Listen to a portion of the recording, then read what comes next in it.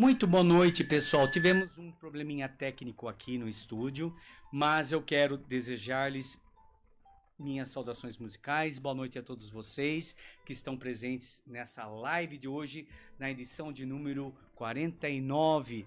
Não sei se vocês perceberam, mas hoje nós estamos aqui no estúdio novo do Portal Nova 15, aqui na Cidade Alta, aqui de Piracicaba, na Rua Silva Jardim. Então, boas-vindas, boas vibrações, fluidos aqui para o nosso programa Hora do Clássico. Muito boa noite, Marcos Alves. Estava com saudades de você, porque sempre mandando gravações, e hoje nós estamos aqui ao vivo, nesse novo espaço, novo estúdio do Portal Nova 15. E estamos aqui também presente, hoje o nosso diretor de conteúdo e programação, nosso querido Reinaldo Diniz. Boa noite, Reinaldo. Vou chamá-lo para você vir aqui um pouquinho, para falar um pouquinho desse novo espaço do estúdio do Portal Nova 15. Seja bem-vindo. Boa noite, maestro Carlos Miller. Boa noite a todos que acompanham o programa Hora do Clássico aqui no Portal Nova 15 ao vivo, agora 9 horas e 5 minutinhos. De mudança, não é, maestro Carlos Miller? De mudança. E um espaço bem mais amplo, acessível para vocês, apresentadores, e também para os nossos convidados, os nossos entrevistados, permitir maior conforto, maior dinamismo na nossa programação, que é bem eclética. Passa pelo entretenimento, pelo esporte e pelo jornalismo. Isso é muito importante para trazer maior informação nas mais diferentes áreas para todos vocês, público, que acompanham a programação do Portal Nova 15, maestro. Muito obrigado, Reinaldo Diniz. Boas vibrações, bons fluidos para aqui todos para nós. O nosso programa Hora do Clássico, hoje na edição de número 49. Quero agradecer a todos os diretores do Portal Nova 15, a você, Rei, a você, Marcos, porque estamos recomeçando nessa segunda temporada, dando continuidade, então, para os nossos gêneros vocais. Perfeito, e boa sorte. Muito bom obrigado, programa. Obrigado. Pessoal, então é isso aqui. Não dá pra gente mostrar agora nosso estúdio, mas estarei enviando fotos para vocês em nossa timeline, no Facebook e Instagram. Bom, hoje, pessoal, quero desejar, então, a todos vocês um ótimo programa. Vamos ver quem está nos assistindo. Vamos ver quem está aqui nos assistindo. Abrindo aqui, ao vivo. O programa ao vivo é assim, pessoal. Emília Simeone, Cleide Canadinho, Renato Canadinho, nosso presidente, Virgínia Canadinho, muito boa noite. Maria de Fátima, muito obrigado pela audiência de todos vocês e demais ouvintes das demais plataformas. Lembrando que nós estamos ao vivo pelo YouTube, Instagram, aplicativos Rádiosnet, o próprio aplicativo do Portal Nova 15 e também aqui pelo Facebook. Quero lembrar-lhes também para que vocês podem se tornar um parceiro aqui do nosso programa Hora do Clássico. Venha divulgar a sua empresa, sua marca, seus produtos através do 19 999 29 10 15. Repetindo, 19 999 29 10 15. Hoje seguimos então a nossa segunda temporada sobre os gêneros vocais, no quarto episódio falando especificamente sobre o madrigal. Bom, madrigal, a palavra madrigal se origina provavelmente do termo cantus materialis ou matrialis, caracterizando um tipo de composição secular em oposição ao canto religioso, cantus spiritualis. Foi cultivado exclusivamente na Itália no século XIV e posteriormente em forma mais apurada durante todo o século XVI, principalmente na Itália. Em seu início no século XIV, o madrigal era um gênero musical vocal secular, com texto poético cantado por 2 ou 3 vozes, onde a voz superior assumia a principal linha melódica. Muitas vezes, as outras vozes eram substituídas por instrumentos. Destaca-se neste período a obra brilhante e madura de Francesco Landini, do século XIV, 1325 a 1397. No século XVI, o madrigal italiano se desenvolve a partir da frotola, dança popular italiana do século XV, em formas poéticas e musicais mais livres e arrojadas, onde a música realça mais nitidamente o texto em seu conteúdo poético. Até 1550 utilizavam-se usualmente 3 a 4 vozes. A partir daí, era comum o uso de 5 vozes acompanhadas por instrumentos. A textura contrapontística da obra acentua-se sobre influência do moteto. Atribui-se a criação deste novo madrigal a Philippe Verdelot e Constanzo Festa, que publicam em 1530 em Roma o Madrigale da Diversi Musici, Libro Primo della Serena. Outros compositores que desenvolveram esta forma musical foram Jacobus Arcadelt, Adrian Villaert, Palestrina e Orlando di Lasso, que ouviremos nesta edição. A partir da segunda metade do século XVI, o madrigal se distancia de suas raízes populares, enriquecendo sua expressão polifônica. Passam-se a utilizar 5 e até 6 vozes, multiplicando-se os efeitos imitativos e a expressão canônica, até então reservada à música sacra, incorporando um refinamento virtuosístico sem precedentes. Com as inovadoras expressões musicais de Luca Marenzio, Baldassare Donati, Giovanni Gastoldi e do estranho Carlo Gesualdo, de 1560 a 1614, príncipe de Venosa, que foi provavelmente o mais ousado compositor do gênero, com obras que fascinaram e inspiraram Stravinsky pela sua complexidade harmônica, pelo seu intenso cromatismo e a busca de uma torturada e depressiva dissonância. O madrigal italiano torna-se um dos gêneros mais importantes de expressão musical da segunda metade do século XVI na Itália e na Europa, influindo na chanson francesa e no vilantico espanhol. Em 1588 e 1597, são publicados em Londres 2 volumes contendo cerca de 80 madrigais italianos com textos em língua italiana e inglesa. Esta coleção, designada de Música Transalpina, contendo obras de Palestrina, Marenzio, Birdi, Lassus, Ferrabosco, Venturini e outros, teve grande influência sobre os compositores ingleses da época. Thomas Morley, Thomas Wilkes, John Wilby, John Donland, William Byrd e Orlando Gibbons. Desenvolve o English Madrigal a partir do modelo italiano, adaptando a sua tradição poética. No período final da Renascença, período este e início do período barroco, Cláudio Monteverdi praticamente encerra a evolução deste gênero de polifonia vocal com seus maravilhosos 9 livros de madrigais, 8 deles publicados em vida, que contêm uma intensa riqueza harmônica e dramática. Em muitos de seus madrigais, Monteverdi desenvolve os chamados stili concitato. Pessoal, é difícil ler francês, ler às vezes em latim, em italiano e às vezes também em alemão, a gente acaba trocando os idiomas, mas significa estilo excitado. Então, stile concitato, estilo excitado e estile representativo, tornando-os quase que peças de representação teatral. Destaca-se o livro 8º, Madrigali Guerrieri e Amorosi, são madrigais de guerra e amor, onde se encontra o famoso Combattimento de Tancredi e Clorinda, de 1624. Baseado em textos da obra de Tasso, Gerusalemme Liberata, que são versos 52 a 68 do canto 12º.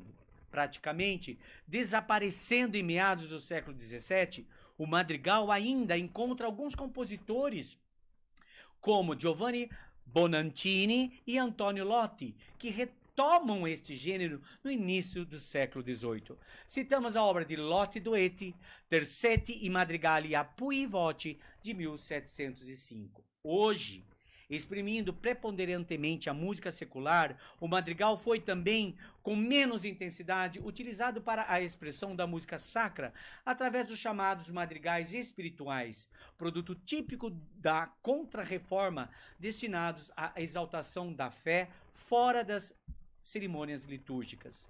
Exemplo magnífico de madrigais espirituais encontramos em Laços, Orlando de Laços, com seu Lágrime de São Pietro, Lágrima de São Pedro, compreendendo 20 madrigais espirituais e um moteto a 7 vozes. Peça esta que nós ouviremos logo após, então, a nossa 2 primeiras playlists de hoje, tá? Vamos ouvir Conquest of Paradise de Vangelis, com a apresentação do Tom Sereno Madrigal, regência e arranjo de quem vos fala, de Carlos Miller, e na sequência, um outro madrigal de Menegali do século XVI, Ieso Salvator Mundi. Vamos à música, maestro.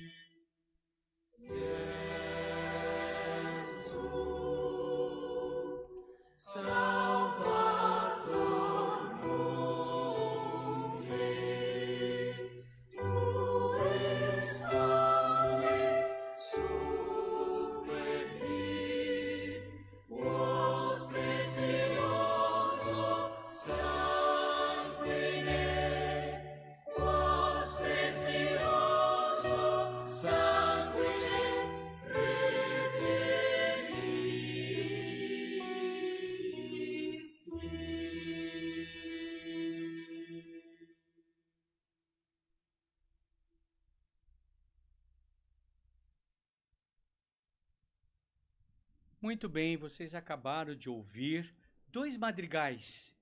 Um madrigal secular, Conquest of Paradise, com Tom Sereno Madrigal, sob a minha regência e arranjo próprio também, para quatro vozes. E Iesu Salvator Mundi, de Melegali, do século XVI, que é um madrigal sacro, né? Voltado para a música sacra. Quero dar o meu boa noite para Raquel Cariolato e Júnior Alves, o nosso querido diretor comercial aqui, nosso querido Cachucho. Muito obrigado pela audiência de todos vocês. E, Marcos, quantas ouvintes temos em nossa plataforma? Se dá uma olhadinha pra gente. Quero agradecer a todos vocês que estão nos acompanhando também pelo Portal Nova 15, pelo site, pelo Instagram, YouTube e demais plataformas digitais. 53 ouvintes ao vivo. Então, meu muito obrigado, boa noite a todos vocês pela audiência. Seguimos então agora, antes de soltarmos o madrigal Lagrime de San Pietro, que é uma música de Orlando di Lasso. Mas antes, eu quero falar um pouquinho desse compositor que é muito importante neste período da música da Renascença. Orlando di Lasso, ou Orlandos de Laços, nascido em Mons, Bélgica, em 1530, ou aproximadamente 1532, a data de nascimento não é correta, né, é indefinida, mas provavelmente ou 1530 ou 1532. E falecido em Mônaco, Baviera, em 14 de junho de 1594. Portanto, trata-se de uma música do século XVI, pessoal. Orlando di Lasso, também conhecido como Roland de Lassos, foi um dos mais importantes compositores flamengos da Renascença. Período este, pessoal, não sei se vocês se lembram, na nossa primeira temporada, período que antecede ao Barroco. Levado ainda jovem para a Itália, atuou em Roma até 1556, quando passa a servir o Duque Alberto V da Bavária. Estabelecendo-se em Munique, ali permaneceu, realizando viagens esporádicas para Roma, Veneza e Paris, recebendo honrarias e homenagens até o final de sua vida. Autor de uma obra grandiosa e bastante extensa, que contém cerca de 2.000 peças e que abrange tanto a música sacra como a secular, ou seja, a música popular. Laços absorve plenamente a cultura italiana e o espírito renascentista, traduzindo-os em obras com grande profundidade dramática e contemplativa. Contemporâneo de Palestrina, Luigi Pierluigi di Palestrina, que mantém viva a tradição medieval no seu sentimento religioso, Laços, ao contrário, foi um produto de uma cultura atual, viva e aberta a todas as fontes de beleza, a natureza e a contemplação intelectual.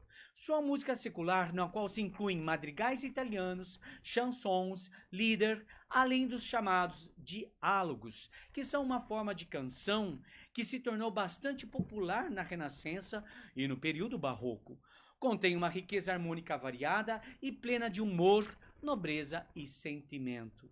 A música sacra, que abrange missas, motetos, madrigais espirituais, salmos, paixões, magníficas, etc., busca sempre atingir a plena expressividade musical na exploração minuciosa de cada palavra do texto. Então, com vocês, de Orlando di Lassos, Lagrime de San Pietro. Nós temos como madrigal spirituale do Collegium Vocali Genti, regência de Philip Herwig, soprano 1, Dorothy Mills, soprano 2, Bárbara Kabatikova, alto, contralto, Benedict Rimas, tenor 1, Thomas Hobbes, tenor 2, Tori Dennis, barítono, Benoit Arnault e baixo, bass, Jimmy Holiday.